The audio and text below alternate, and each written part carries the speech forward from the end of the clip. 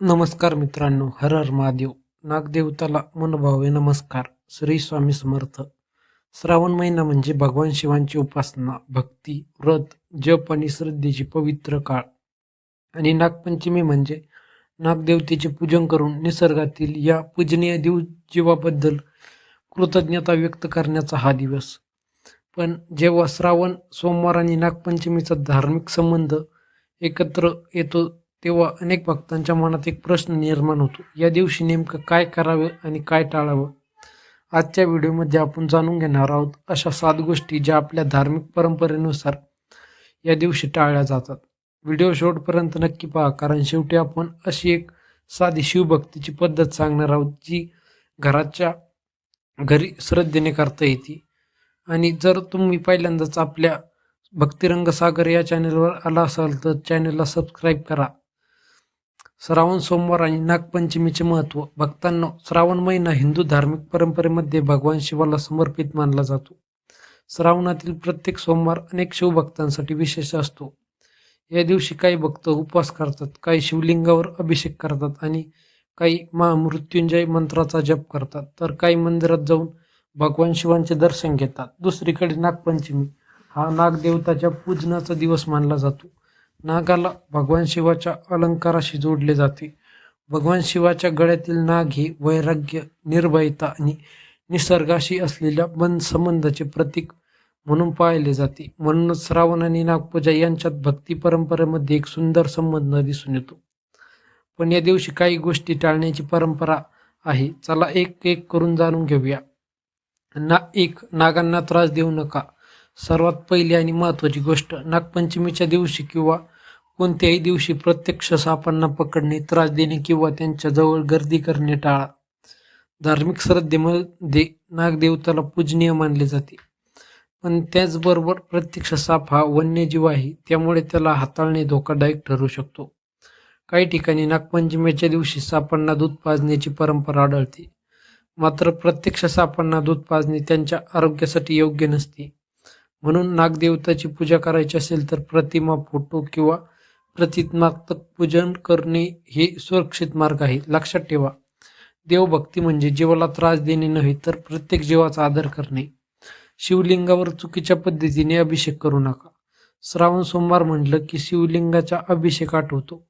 पाणी, बेलपत्र आणि भक्तिभावाने केलेली पूजा ही अनेक भक्तांची श्रद्धा आहे. पण एक गोष्ट लक्षात ठेवा, ज्या वस्तूंचा वापर आपल्या स्थानिक मंदिरातील किंवा घरातील पूजाविधीनुसार योग्य मानला जातो, त्याच वस्तूंचा वापर करा. इंटरनेटवर एखादा उपाय पाहिला की तो प्रत्येक मंदिरात किंवा प्रत्येक परंपरेत योग्य असेलच असे नाही.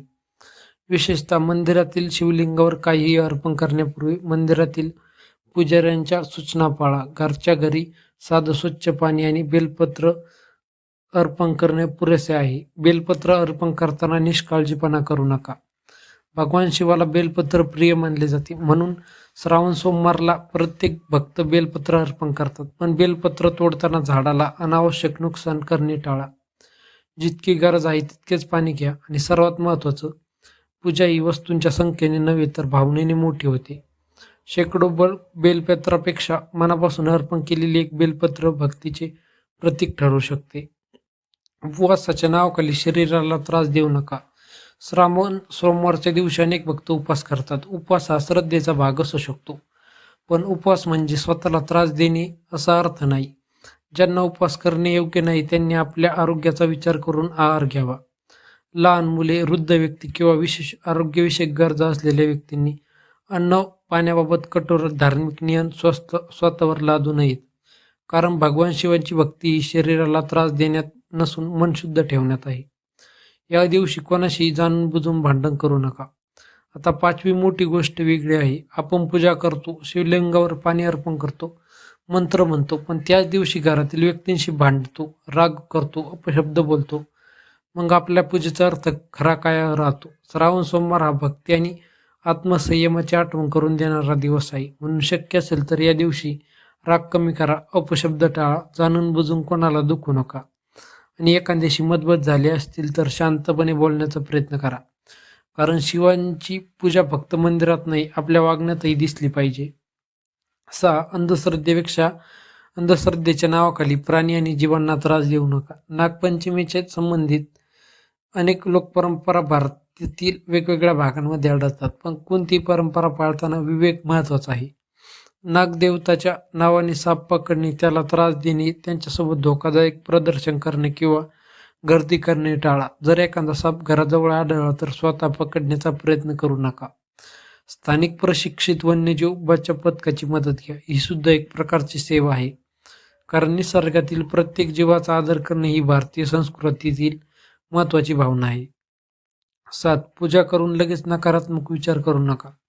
आता 7वी आणि सर्वात महत्वाची गोष्ट, अनेक वेळा आपण पूजा करून झाल्यानंतर मनात भीती ठेवतो. काही चूक झाली का? मंत्र चुकीचा म्हणले का? बेलपत्र उलटे पडलं तर काय होईल? पूजा थोडी उशिरा झाली तर संकट येईल का?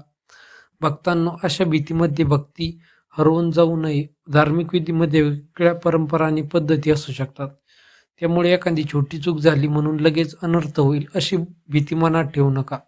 श्रद्धा ठेवा, पण भीती नको. भगवान शिवाला आपल्या मनातील प्रामाणिक भावना महत्वाची आहे, अशी भक्ती परंपरेचा संदेश आहे. आता जाणून घ्या या दिवशी काय करावे. भक्तांनो, आता आपण 7 गोष्टी टाळल्या, पण प्रश्न आहे, मग या दिवशी करायचं काय? सकाळी लवकर उठून स्नान करा. घरातील देवघर स्वच्छ करा. भगवानच्या शिवासमोर दिवा लावा. शक्य असल्यास शिवलिंगावर स्वच्छ पाणी अर्पण करा. बेलपत्र श्रद्धेने अर्पण करा आणि काही वेळ शांत बसून ओम नमः शिवाय या मंत्राचा जप करा.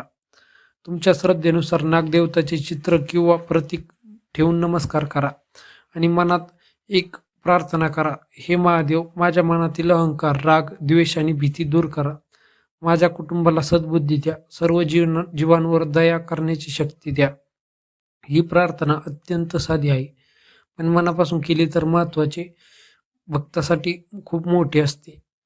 विशेष भक्ती संदेश. भक्तांनो, नागपंचमी आपल्याला निसर्गाची आठवण करून देते. श्रावण सोमवार आपल्या भगवान शिवांच्या भक्तीची आठवण करून देतो आणि या दोन्हीच्या संगमातून आपल्याला एक सुंदर संदेश मिळतो. निसर्गाचा आदर करा, जीवांवर दया करा, मन शांत ठेवा आणि देवावर श्रद्धा ठेवा.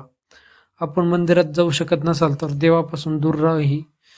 तुमच्या घरातील छोट्याशा देवघरात बसून 2 मिनिटे डोळे बंद करा, ओम नमः शिवाय म्हणा आणि मनातील चिंता महादेवांच्या चरणी सोपवा.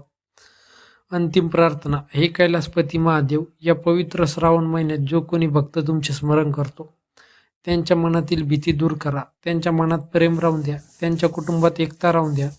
त्यांना योग्य मार्ग दाखवा. त्यांच्या हातून चांगले कर्म घडू द्या. आणि सर्वात महत्वाचे, आमच्या मनात श्रद्धा द्या, पण अंधभक्ती देऊ नका. आमच्या मनात भक्ती द्या, पण अहंकार देऊ नका. आमच्या जीवनात सुख द्या, पण इतरांच्या दुःखाकडे दुर्लक्ष करण्याची वृत्ती देऊ नका.